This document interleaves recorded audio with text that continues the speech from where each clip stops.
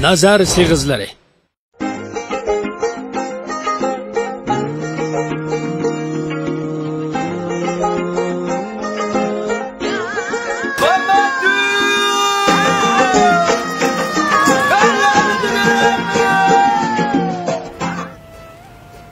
Hanımlar göçkörü geldi. On telpekte ve yav goşkide. Bak göçkörü nasıl değil mi o?